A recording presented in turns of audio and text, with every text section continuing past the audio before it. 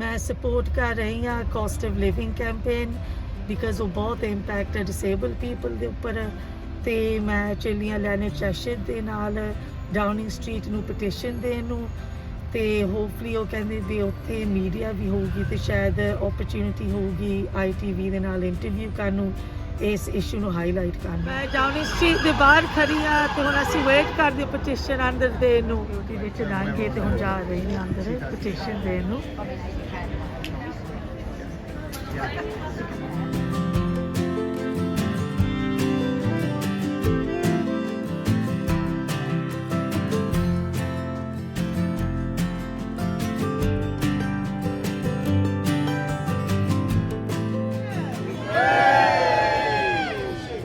And for people who might not have experience of it, what are some examples of those higher costs that are incurred and difficult decisions that have been coming up?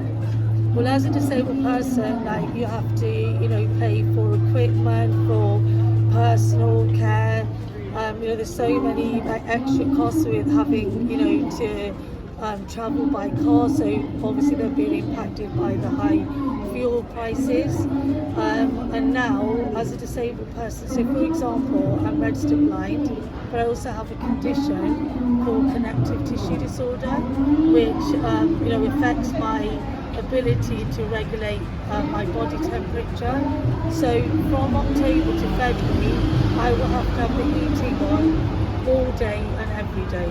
So that's really going to affect my energy bill. This one was over 200. And I know it's going to be at least double that Wow. because of the amount of time I'm going to have the heating on. And is that something that is difficult to pay? It is definitely, yeah. I'll be honest, like I was concerned before, but I am panicking now because I'm already starting to have to, put the heating on, and that is then on top of all the high cost of living, with food prices and fuel, with winter coming, like if I do travel, I'll travel by car. So it is going to have an impact. And the help that's been, do you think that's enough for you? Is that going to help you? Is that going to sort the situation out completely? No, definitely not. It doesn't. It's not even a dip into the ocean, because anything that the government are doing is in the short term, but it still isn't enough to help us get out of this situation. The cap on the energy is what the cap is on the energy used per unit. It doesn't affect the overall bill. And for someone like me, if I use more, I'll have to pay more. And you've been into Downing Street today. Tell me about what that was like and why you in there with the petition. Yeah, it was really exciting. So we're handing in the petition today. I think there was over 400,000 signatures.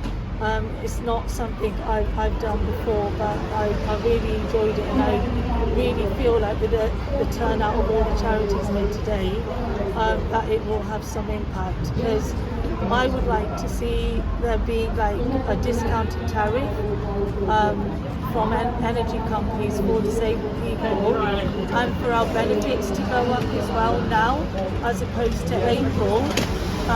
In line with inflation, because the benefits went up by I think 3.1 last April, and inflation is likely to go up by 9.5. So there's a big gap, and I think something like that would certainly give me more security that I've got an income coming in each month to be able to manage my finances.